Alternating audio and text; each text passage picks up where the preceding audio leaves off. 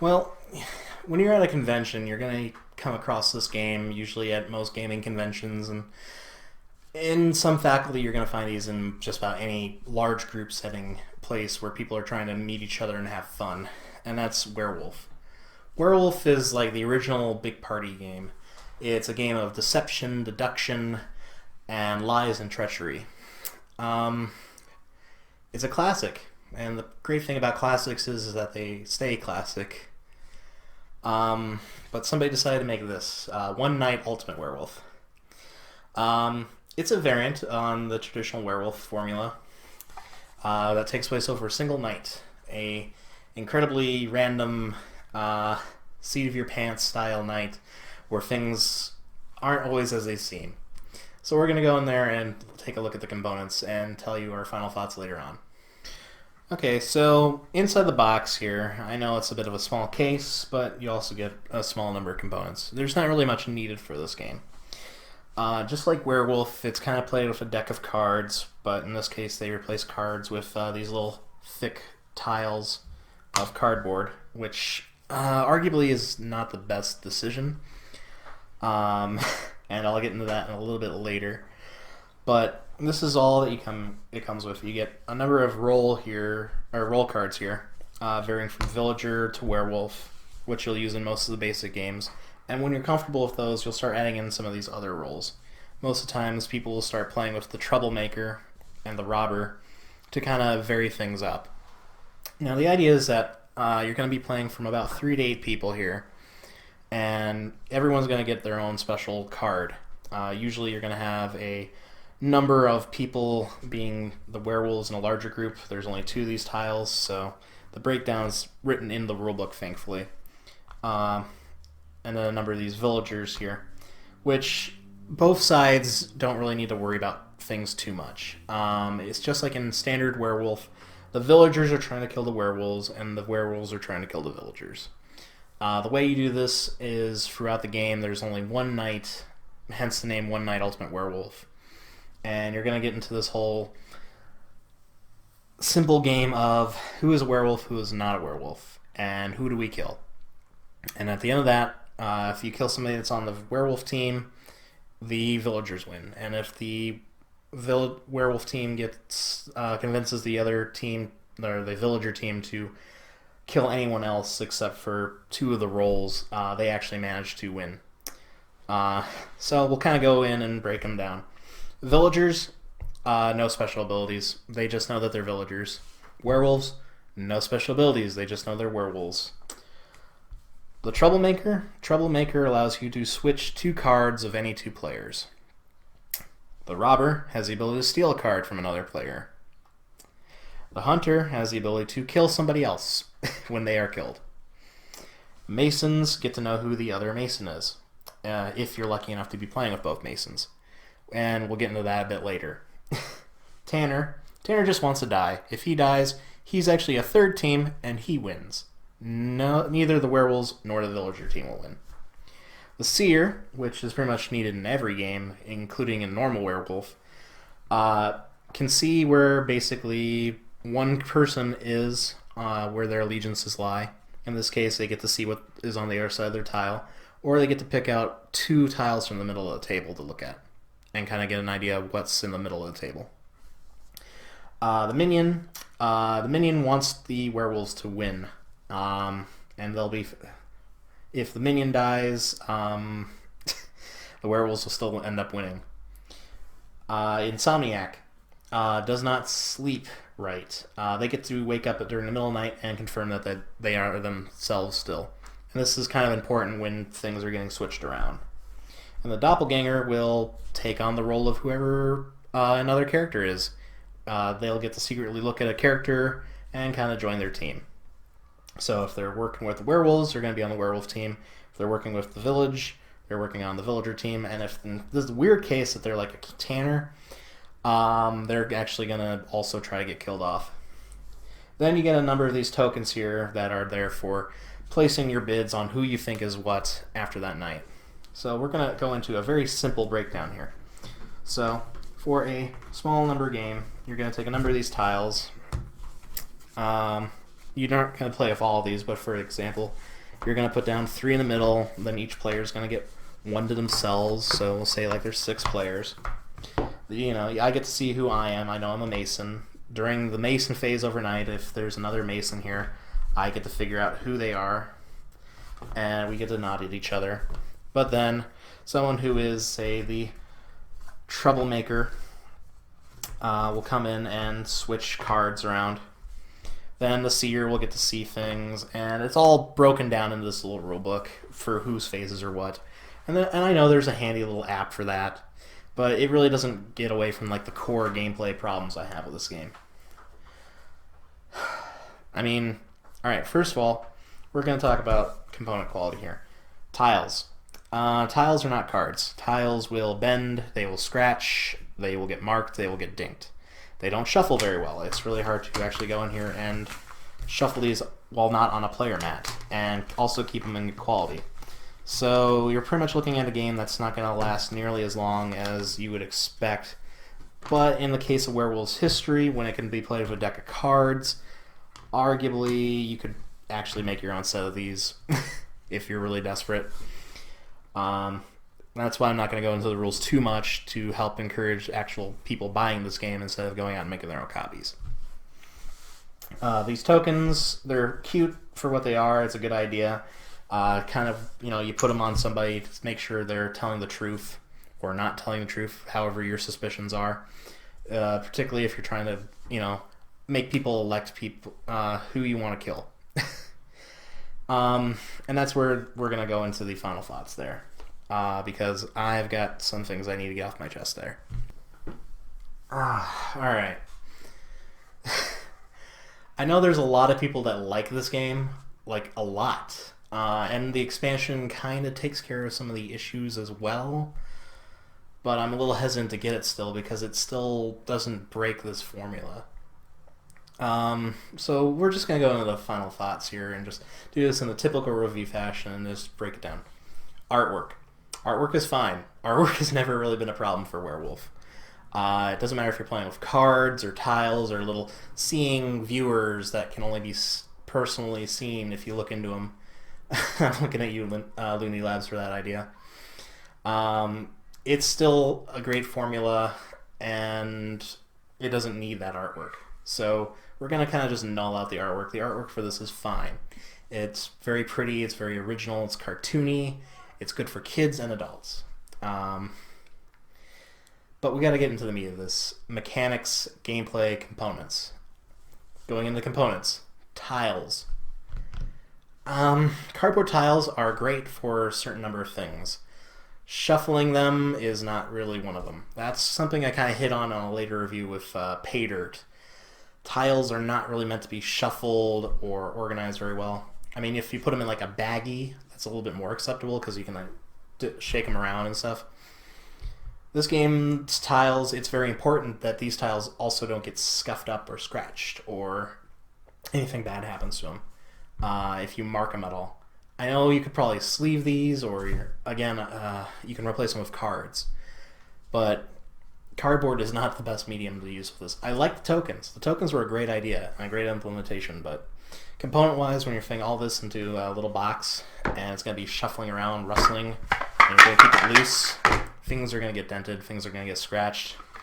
And when secrecy is a big thing in this game, you can't have that. I know a few people that would definitely take advantage of that towards any game they play, especially in this setting. We're going to go into the mechanisms next, without even a review of the components. If you want a number, I'm going to give it a 4. They look pretty, they're solid enough, but over time I know these are going to scratch and wear. And you got to play on a game mat in order to really utilize them. And for the scope of this game, they're the right size for an individual, but for a table of people all gathered around a certain area, especially with the player size of 3 to 10, when you get all 10 players in there, you're gonna want to get people kind of getting out of their seat and moving around rather than having it all in a tight-knit area where people are shoulder to shoulder trying to get in there. especially with these little cards, and especially in a game where there's a lot of movement involved. But that kind of goes into the mechanisms as well. I like the idea of this game, and really and truly, it's a great game for maybe 6 people at max. I really couldn't see going into 10.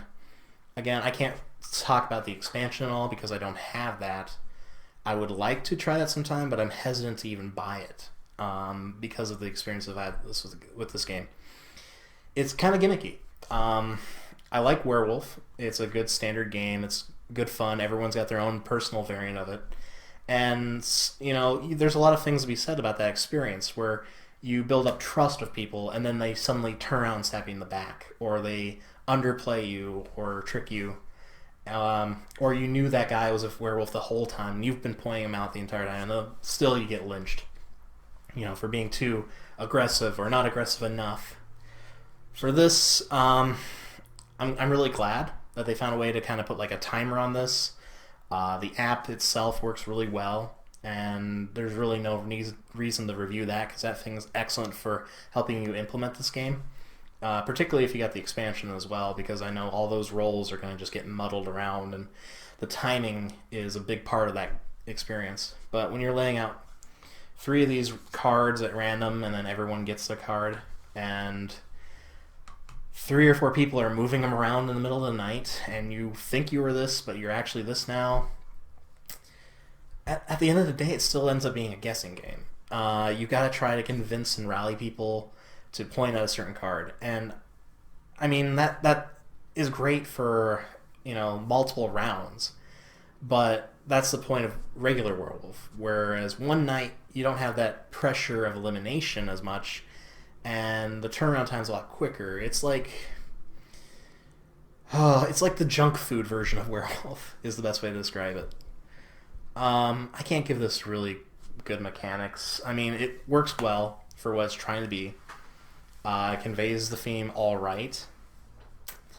But I have to say, you know, this isn't going to get the werewolf crowd as well as traditional werewolf.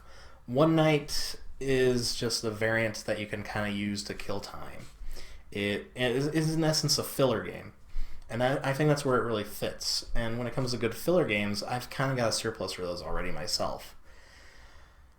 So I'm really hesitant to pretty much say give this to anyone, unless they're really social, you know, thespian groups, you know, that like to get together and do this kind of thing together for repeated plays. I mean, you're going to have a good night of hoots with this, no doubt. But this is going to be one of those things you're going to pull up maybe once every few months, maybe once or twice a year. But you're also going to see it at conventions a lot, so there's that experience. And I mean, it's good for that. So we're going to give mechanics a, you know, solid 5, borderline 6. It really depends on how much you're playing the game and how much you know the game and how well you are introducing people to it. Because Werewolf, basically, you said you're on this side or you're on that side. With this game, you've got different timing elements thrown all in there, and this rulebook does an alright job of explaining them, but the app at the end of the day is like the key number one thing to have with this. And in this day and age of technology, when you're in the middle of the woods somewhere and you pull out this game compared to Werewolf, you're going to need a table for this. And you're going to need a lot more effort to pull out like an app or something, you know, in a place where maybe you don't necessarily have technology. So coming from the perspective of a Werewolf player, this is something you could probably pass. But coming from somebody who is like an intro to party games or something like that, this is definitely higher up on their list. So that's why this review is going to kind of vary. I give it kind of a negative spin, but it's definitely good enough for people out there that are newbies to this style of game or have people that want to get into lighter, more fun versions of this before they maybe tackle the heavier stuff. You know, again, that whole popcorn versus, you know, a big meaty steak, if you know what I mean. Talking werewolf lingo there. Replayability, though. Huge replayability. You've got all these special roles, and if you get the expansion, you got even more of these special roles. However, group size is really the biggest factor on that. Oh boy, what can I say? For the absolute minimum number of players, don't even bother. At least have 4 people, probably 5. 5 or 6, again, I think is where this game really is going to excel. If you happen to have 7 or 8, definitely try it out. It's definitely worth it. However, when you get into that 10 range and space is kind of limited, you're going to have to make either really close shoulder buddies or actually use a moderator to kind of have people maybe approach the middle of a table or something and shuffle these cards around. And really and truly, this game, despite not needing a moderator, still kind of needs one because people are going to be able to see which tiles got moved or not. It's suggested in the rulebooks that you kind of muddle them around before the round starts, or people that actively are awake during the night kind of switch them around. But I gotta say, like, for my final thoughts, I'm gonna give it a pretty standard 4. It's not something I'm going to pull out very often. It's not something I'm going to pull out all the time. It's great for conventions. It's a good backpack size game. That's where it's really going to excel at, and that's what really the big fun comes from. This is not a home group game. This is a go out and meet new people game. This is this is not the kind of game that you're going to keep in your house for playing with your standard game group all the time. This is something that you're going to pull out maybe every now and then for them. But when you all go out to Gen Con or something like that, you're going to pull this out and have a hoot with it, with a whole big group of people. Definitely go out there, pick up the app. If you have the problem that I have, where some of the villagers and werewolves don't have special things they can do, they just kind of sit around, definitely look at the expansion for the game. And if you're looking for the full game, go out and pick up a copy of Werewolf. There's several companies that make it. There's Looney Labs, Bezier Games here, the same guys that made this, make also an Ultimate Werewolf game, which has tons of expandability to it. People make their own sets of it all the time. These rules are not anything new, and that's something that's really admirable for this game to kind of take upon themselves to try to change. I understand with the culture that came from, there's not a lot of time to kind of build on these social elements and really stick with these longer groups, and space is a big issue. This is designed by a person from Japan, and they're a big fan of trying to get everything they can into a small box because of space concerns. And this really works with that culture, you know, where you're not necessarily meeting up with the same group of people all the time. But if you are, and you really like this game, I can't judge you. This is totally something you can jam on for quite a while and not get bored of. Because at the end of the day, you still are trying to con someone else into doing something that they wouldn't normally do. And, you know, there's another game out there called Win, Lose, or Banana that feels a lot like this. Where somebody knows they're their winner, and then it's up to these 2 other people to try to convince them, hey, this is the card that you need to pick in order to win. Or no, this is the one that you need to pick in order to win. And the great thing is you're still going to get that mom mentality, but it's just that shorter experience. So, that's our final thoughts of this game. I still suggest people to try it out, but overall, hesitantly try it out. At the retail price of about $25. It's a bit expensive for what you get in the box, but hey, you know, if this is kind of your thing, definitely try it out.